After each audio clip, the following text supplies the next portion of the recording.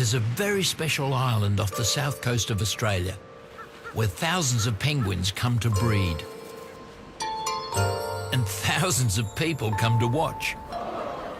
Unique to this corner of our planet, the smallest of all penguin species, the little penguin, is battling to survive in a human world.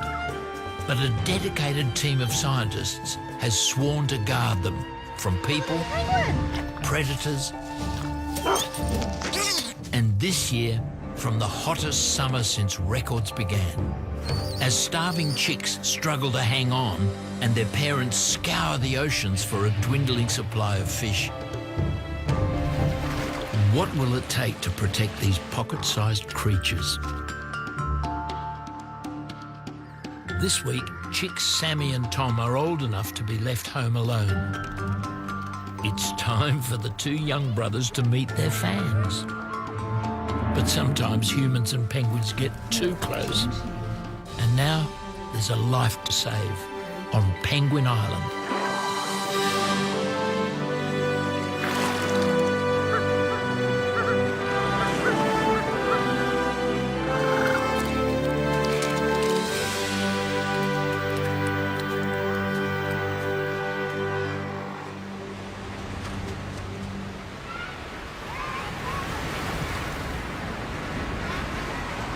Like much of Australia's coastline, by day, Summerland's beach is a playground for surfers and sunbathers.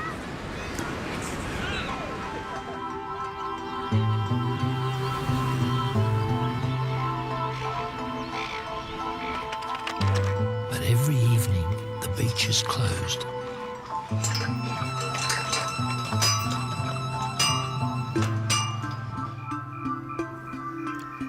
At night, this place belongs to the island's many animals. But most of all, it belongs to penguins. Now 3 weeks old, penguin chicks Sammy and Tom have guzzled their way to an incredible 10 times their birth weight. This pair would eat all night if you let them, so their parents have no choice but to fish all day. Their mum Sheila is one of the first adults to return home to the colony after dark. She's got a belly full of fish, so it's tucker time, fellas.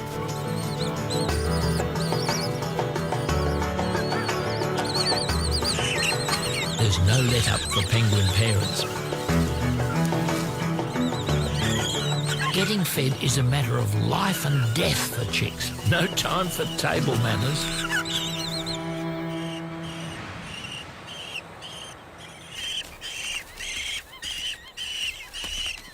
By 3 in the morning, the larder's empty, and this exhausted mother has no choice but to go and find more if she wants her chicks to survive.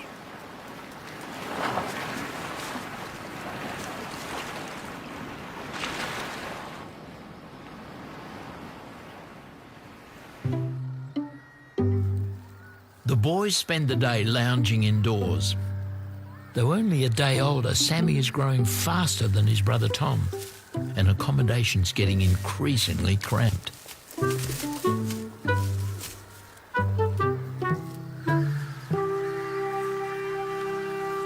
The family burrow is in the front garden of one of the old houses, in a once busy area known as the Summerland Estate.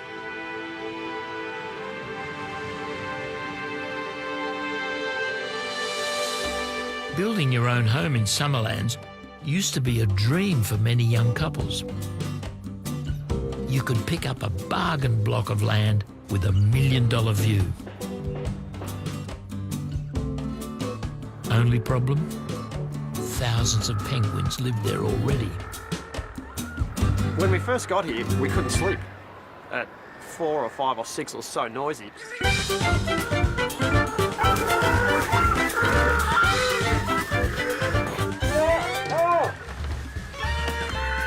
Visitors say, how on earth can you sleep with this racket going on all night? Under the house, and it's like a drum because there's just boards and bare boards and nothing underneath, so it's pretty noisy. It might not be the quietest place for a holiday house, but the kids love it. And now there's a mother sitting on eggs in here. No.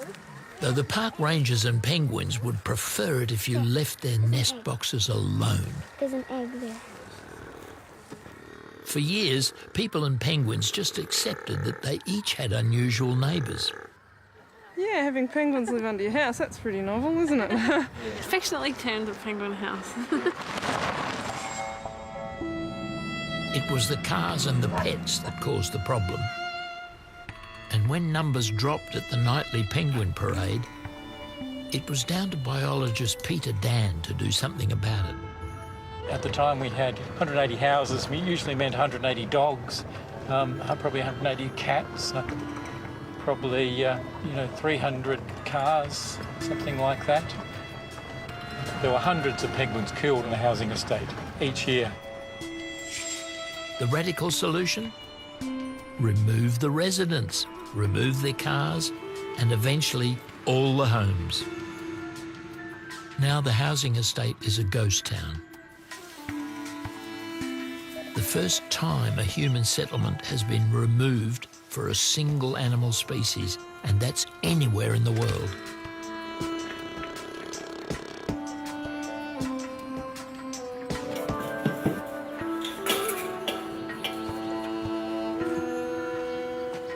Though Peter can do much to keep penguins safe from humans on land, it's a lot harder to protect them out at sea, where they spend half their lives facing many dangers.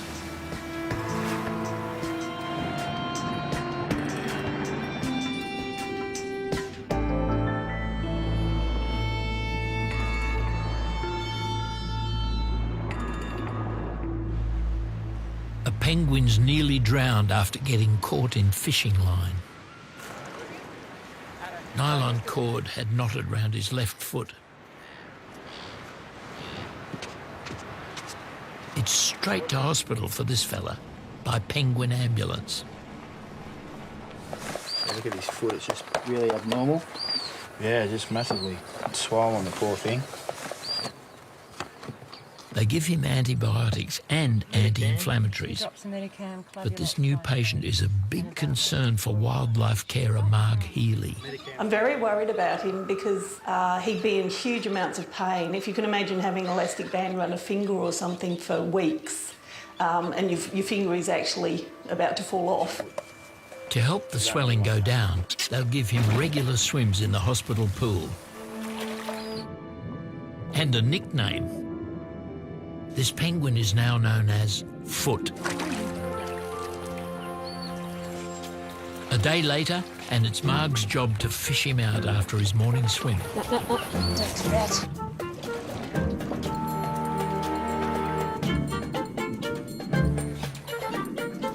But Foot doesn't want Marg anywhere near his sore leg. And he's got an understandable aversion to fishing equipment. I'm not happy to be here. Penguins are tough. Wild animals don't show any pain or fear because they get eaten. The blood supply has been cut and the limb is dying. It's agony for Foot. With the drug regime we've had him on, it hasn't really worked. Marg needs some specialist advice.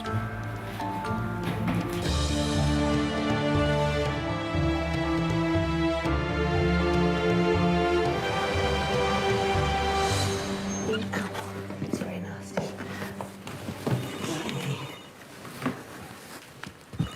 You're a little fatty, aren't you? Yes. Hang on a minute.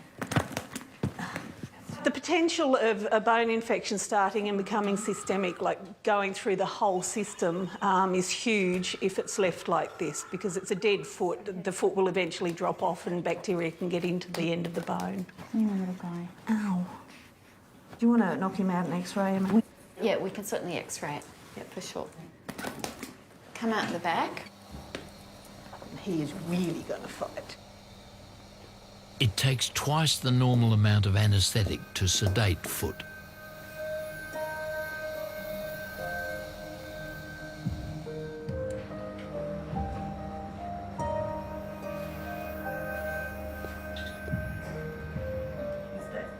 This is the one, and the actual joint looks... There is no choice. To end his pain, they must amputate. It's either that or he won't survive. We would have to euthanize, and we actually know that penguins can survive with a partial foot or a very long stump. They don't use that foot when they swim at all. Their flippers are their wings. It's a delicate operation, cutting away all the dead stuff but trying to keep enough healthy tissue to protect the limb.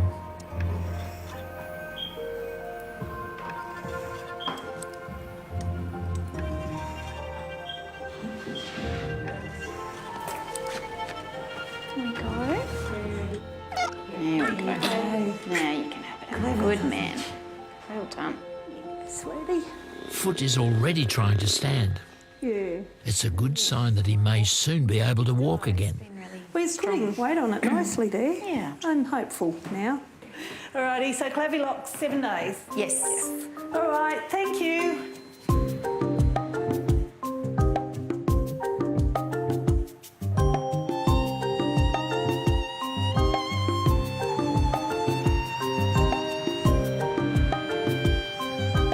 Night closes in on the island. Soon, penguin parents are returning to feed their young.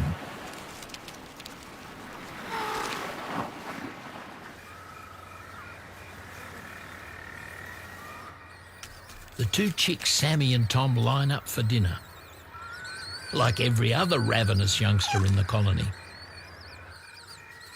They jostle for pole position in the nightly race for food.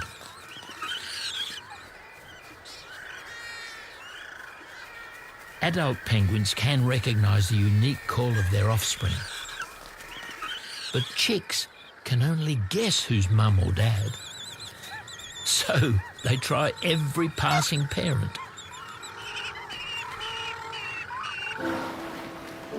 Bluey, Sammy and Tom's father, has just come ashore. He still has a 100-metre cliff to climb. Last chance to catch his breath. Up top, they're already under starters' orders. Every weary adult must run the gauntlet of other penguins' pushy chicks.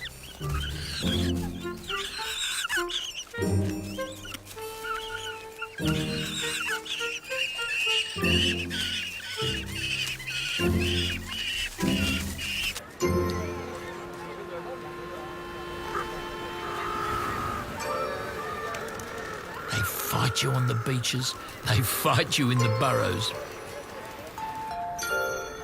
Hold the line if you can. Don't give in to surprise attack.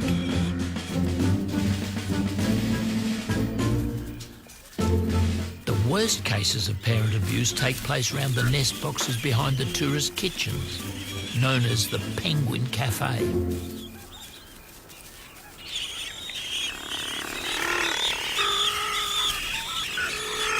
Here, thuggish chicks outnumber beleaguered mums and dads by 5 to 1, and they gang up on them mercilessly.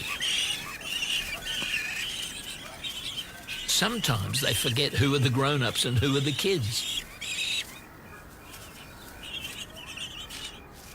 Rocky's a young male who's a bit of a late developer, still busy tarting up his nest box, still trying to find Mrs. Right to move in with him. Maybe if he waits in his ideal penguin home, love will come knocking. At last, a young female comes to check out his nest box. Could she be the girl of his dreams? The mother of his chicks?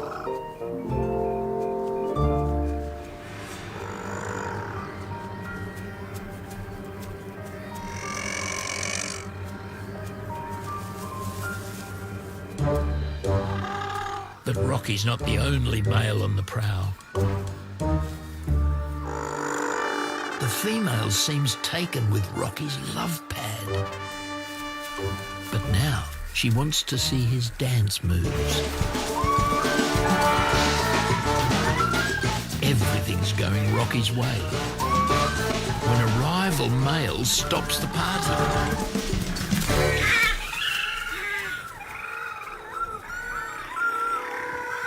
And carries on where Rocky left off. Once again, Rocky is left out in the cold. When will this unlucky seabird find a mate? Meanwhile, Sammy and Tom are still waiting at the head of the dinner queue. Hang on, could this be Mum right now? But this female has had one too many meal requests from strangers. A night vision camera shows what happens next. The boys think it's Mum, and they start begging. But she's not their mum, and she punishes them cruelly for their mistake. Bluey, their dad, is halfway up the hill when he hears his chicks screaming. Now she's got Sammy by the flipper.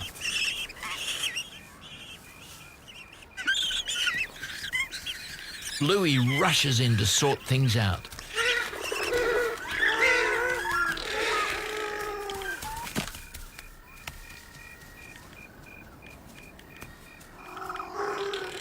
No one messes with Bluey's boys. Now Dad's back, they get the treat they've been waiting for all night.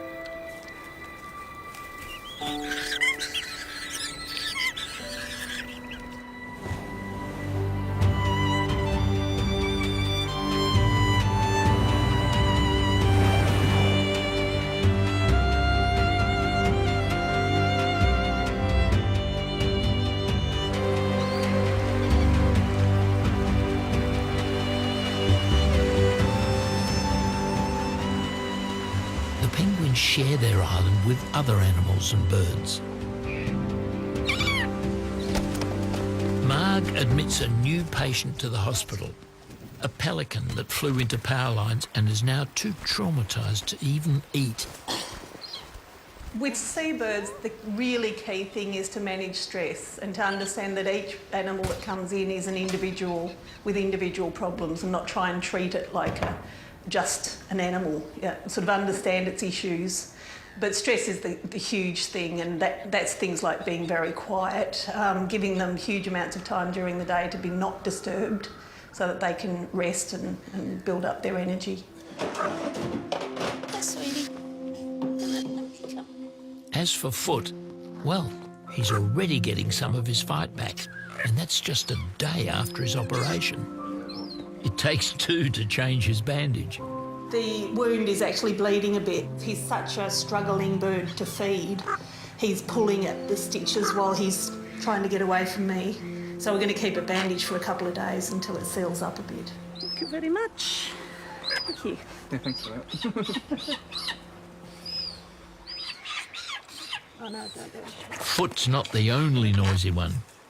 There's long-term patient Jonathan, a silver gull, who was rescued as a chick and is still here 8 weeks later.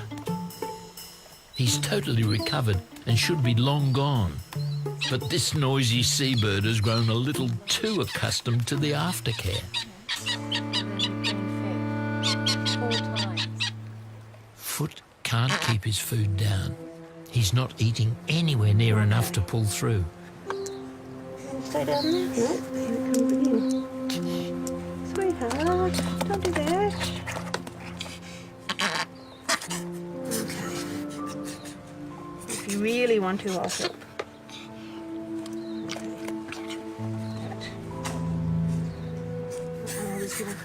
And his first attempt at walking doesn't look at all promising.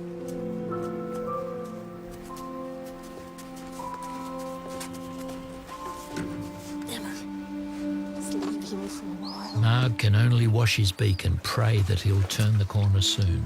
Well, I didn't know he was that stressed. Damn it. Just hope I can get drugs into him. They recover usually so well. Yeah, they don't normally vomit. So anyway, we can only wait and see and do what we can.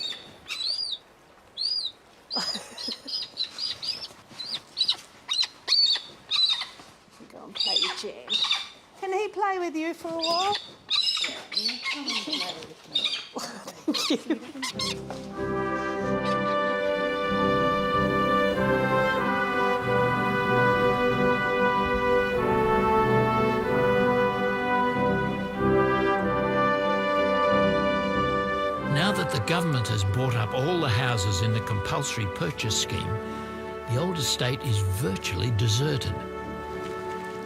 A solitary family enjoy a last summer stroll before their house is demolished to make room for the penguins. The baby's hatched. She's sitting on him, but We'll miss all this and the views, and we probably can't come here unless we're here for a penguin parade. With the cars and the pets gone, many animals are moving back in. See all these millions But tonight there's a new, unwelcome intruder on the block. A penguin's head's been chopped off by a fox.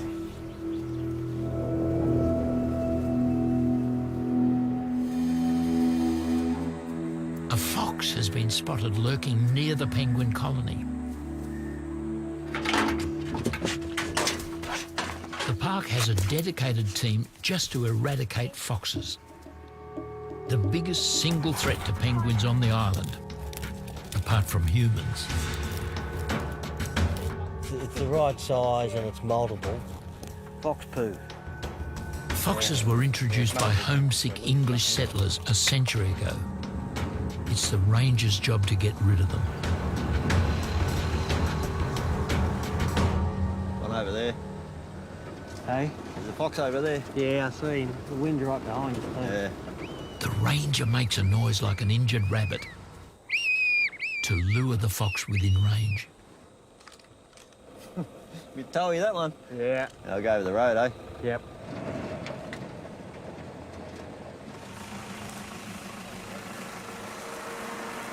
The fox over there.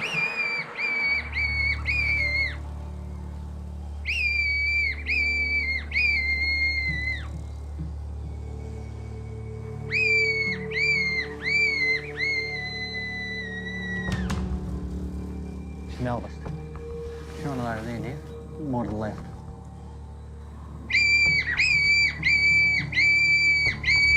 Yeah, just hold it there.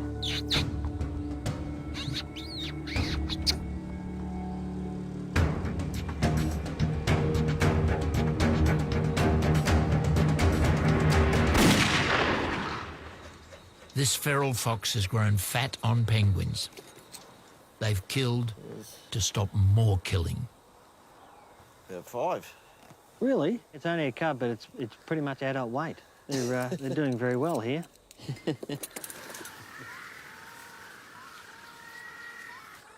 Tonight, at last, it's safe for Sammy and Tom to play among the surrounding burrows. Though big enough to be left alone each day, these dopey adolescents still have to grow street smart, which is a worry when they start wandering off towards the car park. Only a short walk and a young penguin can get his first glimpse of a strange and unfamiliar species. International tourists.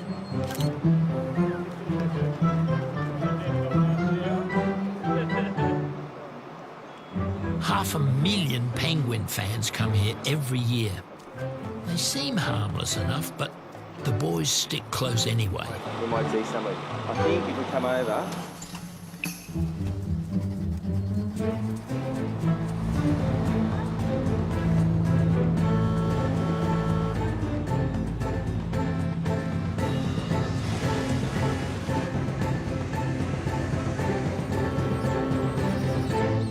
Maybe it's time to shuffle off home.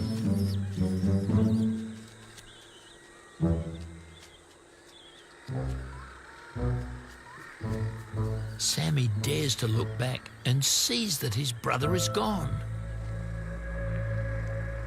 Young penguins will freeze stock still in the headlights at night. Just as well it's a ranger who knows to wait.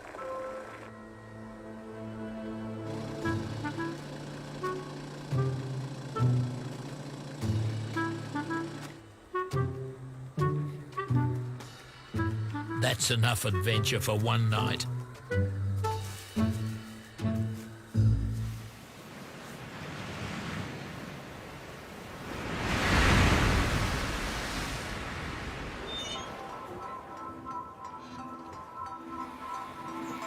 It's taken 2 long weeks, but Foot, the penguin injured by fishing line, is now ready for release.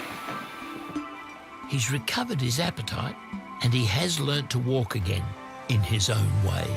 That's his last feed. 6 fish send him on his way. Injector.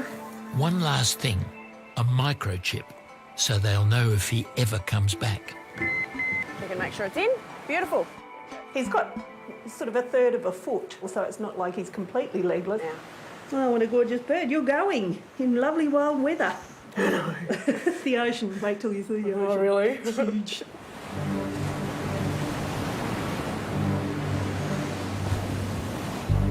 We like to do this in the morning so that he can get far enough offshore to make a decision whether to stay out there or to come in and re-establish his burrow and things tonight with the other penguins. What a perfect day it is for it. So here's good. Don't want to get wet. Okay, sweetheart, go and be safe, all right? And avoid that fishing line. What's out there? What's out there? Go on. Off you go. Bye-bye. Bye. Beautiful thing.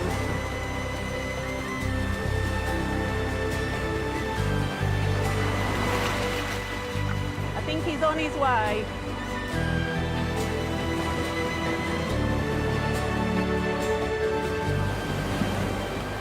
He probably won't be seen again, unless another bad thing happens to him.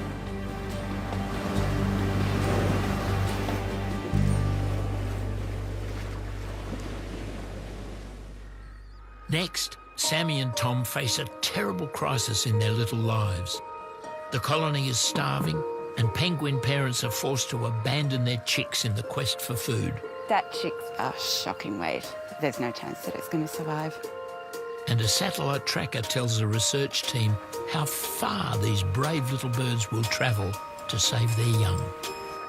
Left alone for so long, can both Sammy and Tom survive?